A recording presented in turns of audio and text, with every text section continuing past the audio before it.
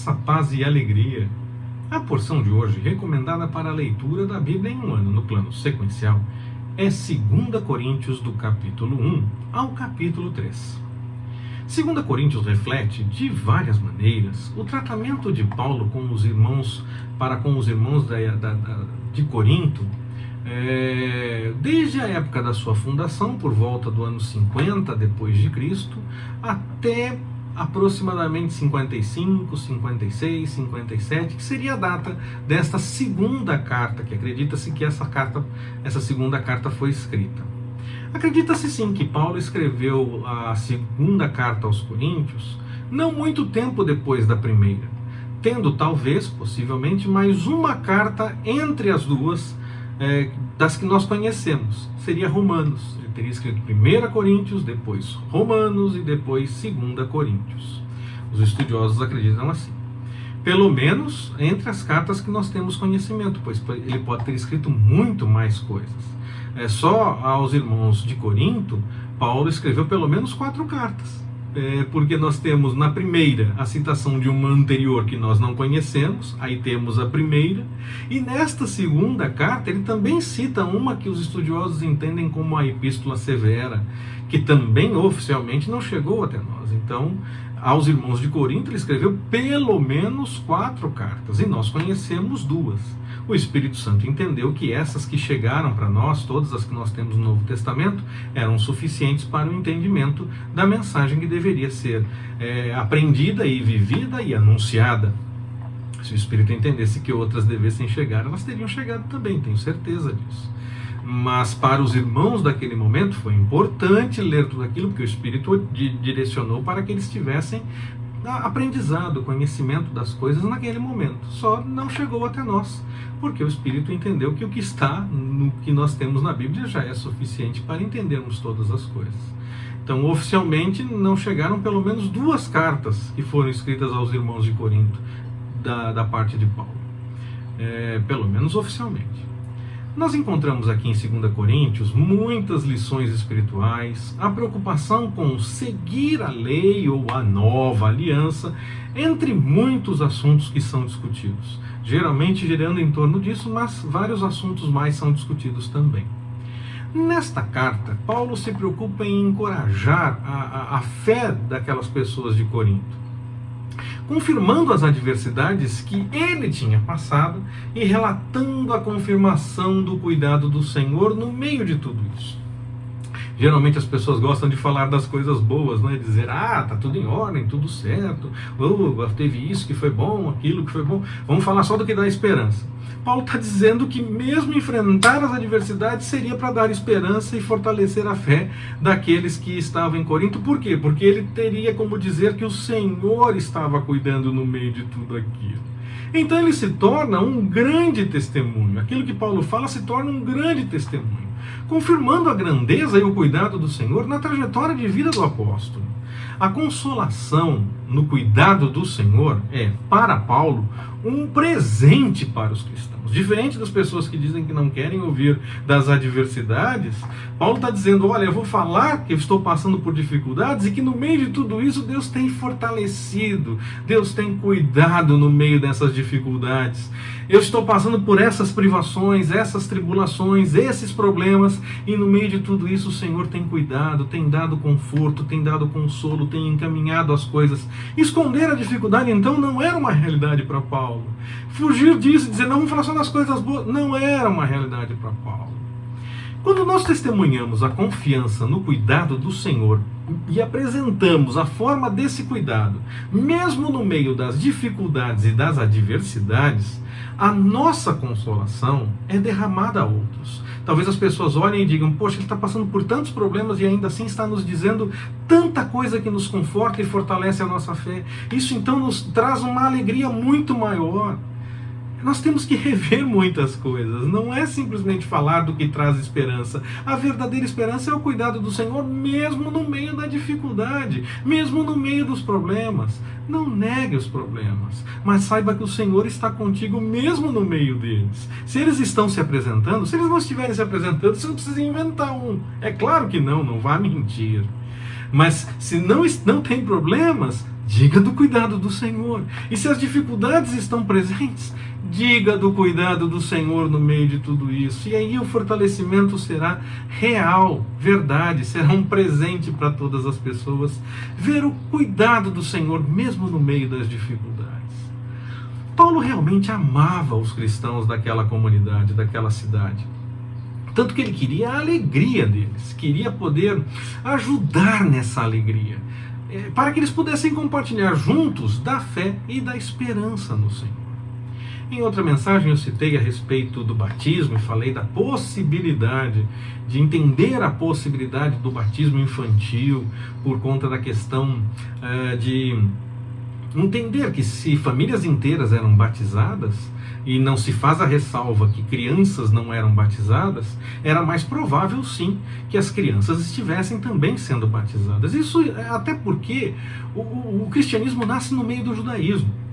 E no meio do judaísmo, primeiro Jesus, no seu ministério, disse que era para deixar vir a ele as crianças, porque delas é o reino. E eu entendo que se há algo que as crianças não podem participar, se delas é o reino, elas não podem participar, eu muito menos.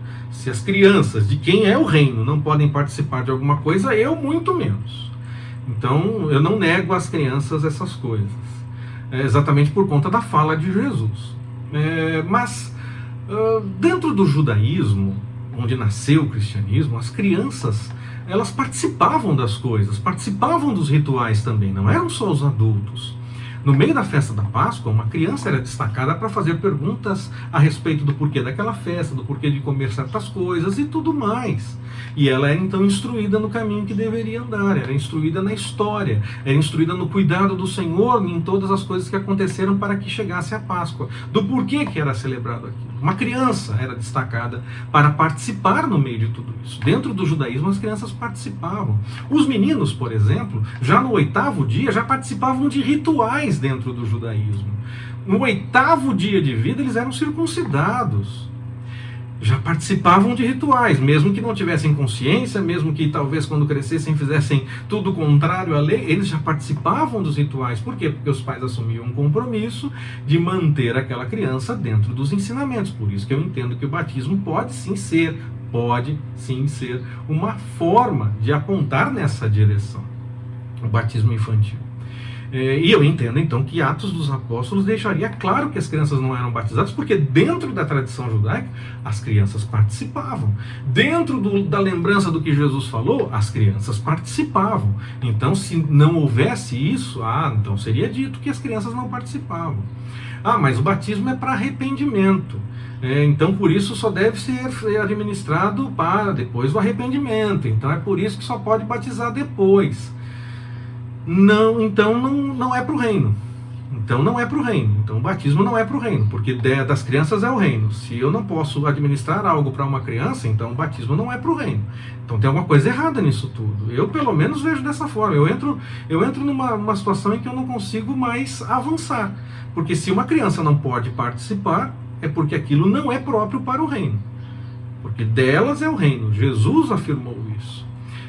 O judaísmo tinha crianças participando dos rituais e participando das coisas. Se não houvesse crianças participando nesse aspecto, elas então não seria citado no texto com todas as letras que elas não participavam.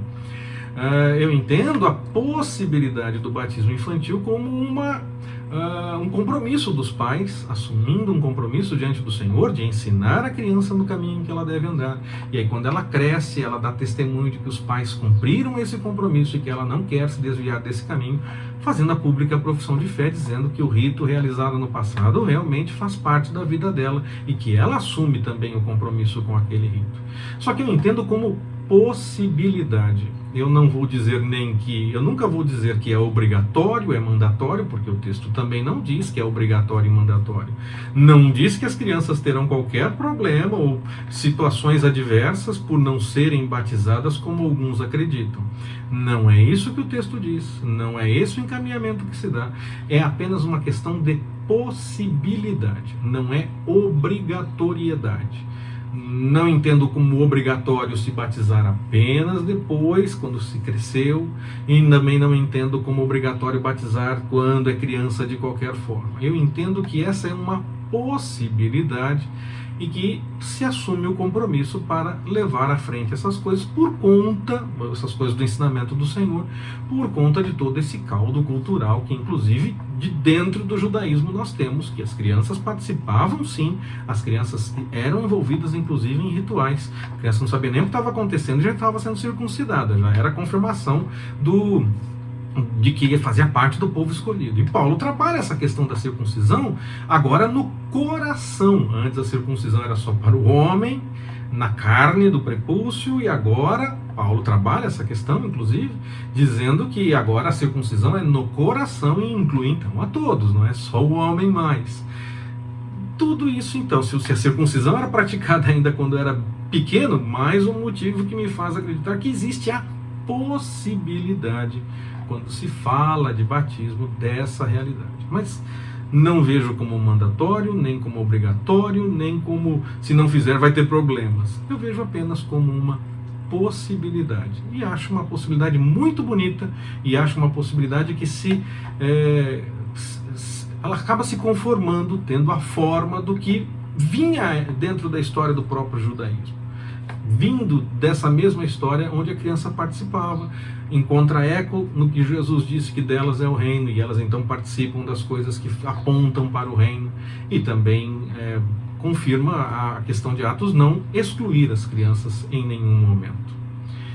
Nós vemos nesta segunda carta de Paulo aos Coríntios ainda a recomendação clara de como lidar com uma pessoa que pecou. Lá na primeira carta, nós vimos lá no capítulo 5, aquele texto que as pessoas muitas vezes pensam que Paulo já entregou para o capeta porque não tinha mais jeito. E na verdade nós vimos que Paulo entregou para o capeta a carne, o pecado, para que se abrisse a possibilidade ainda de uma mudança, de uma conversão. Paulo nesse texto ele insiste nessa questão, ele aconselha aos irmãos a não renunciarem ao perdão, a não acharem que não tem jeito, que não dá, que não pode resolver. Mas ele deixa claro que a decisão será da igreja. E essa decisão tomada pela igreja será aprovada e acompanhada por ele. Isso por quê? Porque ele reconhecia que o Espírito iria cuidar da situação. Ele disse qual era a sugestão que ele tinha: não renunciem ao perdão. Mas ele também não disse, eu sou o líder espiritual, vocês têm que me obedecer, faça isso e acabou. Ele não disse dessa forma. Ele disse que aquilo era o melhor a ser feito, não renunciar ao perdão. Mas ele disse também que aquela decisão que a igreja tomasse, ele estaria em ordem e ele acompanharia a igreja na decisão tomada. Por quê? Porque ele acreditava que os irmãos iriam buscar no Senhor a devida orientação do que fazer.